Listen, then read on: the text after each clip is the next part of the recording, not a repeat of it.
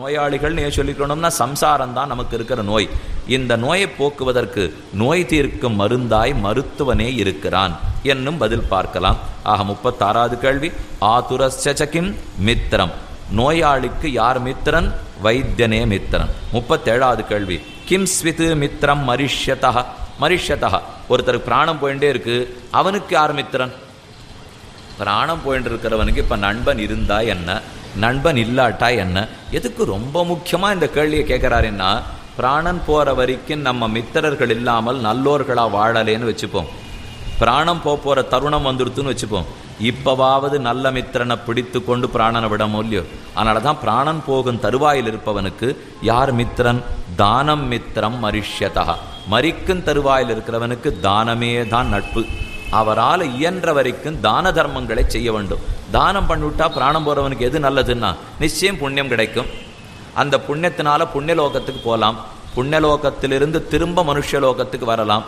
ஏற்கனவே பண்ணின புண்ணியம் இவனை மறுபடியும் மறுபடியும் புண்ணியத்தில் செலுத்தும்.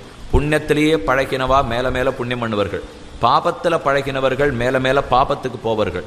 ஒருத்தர் மறிக்க போறார், இது வரைக்கும் நல்ல நண்பனே இல்லை, சரியான புண்ணியங்களை சேமிக்கலே, என்ன பண்ணலாம்னால் தங்கிட்ட இருக்கிற சொத்தை தானம் பண்ண வேண்டும். தானம் பண்ணா ஒரு பற்றற்ற தன்மை வருது இல்லையோ. இப்போ எங்கிட்ட இருக்கு, எப்படி நான் எடுத்துன்னு போகிறது இல்லை, அது நிச்சயம். இது சில இடத்துல வண்டியில் ஏறுவோம், ஆகாய விமானத்தில் போகிறச்சே நமக்குன்னு இவ்வளவு பாரம் சுமந்துட்டு போகலாம் அப்படின்னு நம்ம சீட்டில் போட்டு கொடுத்துருவா. நீங்கள் 20 எடுத்துன்னு போகலாம், 30 எடுத்துன்னு போகலாம், 40 எடுத்துன்னு போகலான்னுட்டு. அது அநேகமாக நம்ம இந்த ஊரை விட்டு இன்னொரு ஊருக்கு போகிறோம்னு சொன்னால் அதுக்கு வேண்டிய தின்பண்டங்கள்லாம் சேர்த்து தூக்கின்னு போவோம்.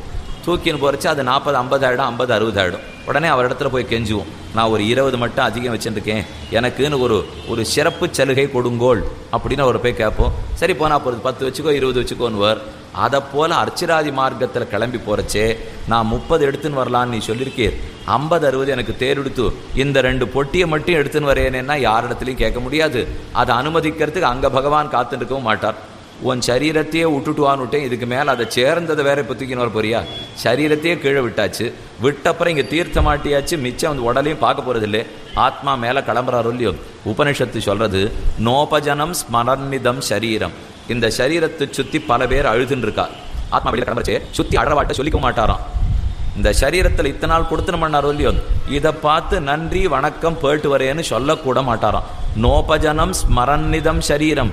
இந்த பந்து மித்திரர்களை நினைக்கவும் மாட்டார். நாம் ஒரு வீட்டை காலி பண்ணிட்டு போகிறோம், 30 வருஷமாக ஒரு வீட்டில் இருந்தோம், காலி பண்ணிட்டு போகிறோம்னா இந்த உள்ள போய் தொட்டு பார்ப்போம், அந்த உள்ள போய் தொட்டு பார்ப்போம், என்னமோ இதோடையே பிறந்து இதோடையே வளர்ந்து இதோடையே போகிறாப்புல மனசில் ஒரு எண்ணம். அப்படி வீட்டுக்கு கல்லால் கட்டின வீட்டுக்கே இருந்தால் இந்த சரீரத்தில் தான் ஆத்மா 70 வருஷம் இருந்தார். இதிலேருந்து வெளியில் பிரிஞ்சு போகிறச்சே அவர் சரீரத்தை பார்த்து நன்றி வணக்கம் போயிட்டு வருகிறேன், அடுத்த முறை சந்திப்போம் அப்படின்னு சொல்லிட்டு எங்கேயானு போகிறோன்னு பார்த்தா அவர் சொல்லிக்கிறது இல்லை, பக்கத்தில் இருக்கிற வாழ்க்கையும் சொல்லிக்கிறது இல்லை.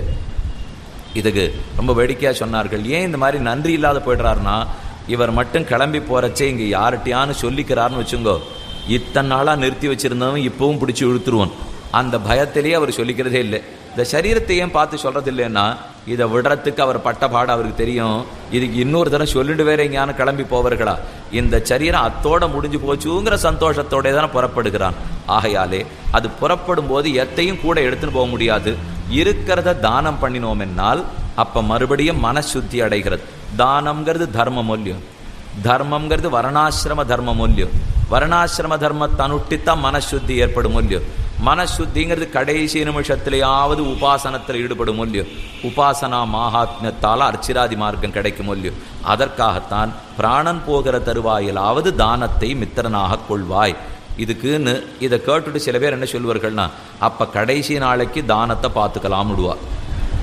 இப்பெல்லாம் ஒன்றும் ஒருத்தருக்கும் பண்ணவே வேண்டாம், எப்படியும் தர்மபுத்திரரே சொல்லிட்டார் கடைசி நாள் தானம் பண்ணா போரும்னுட்டு, அப்போ மரண காலம் நெருங்குற வரைக்கும் காத்துருப்போம். இது மற்றதெல்லாம் பண்ணலேர்னா அந்த காலத்தில் பண்ணுன்னு சொன்னாரே தவிர வாழற காலத்தில் தானம் பண்ண வேண்டாம்ங்கிறதுக்காக வந்த கேள்வியும் அல்ல, பதிலும் அல்ல. அடுத்து 38வது கேள்வி, கஹா அதிதிஹி சர்வபூதானாம், அதிதி சர்வபூ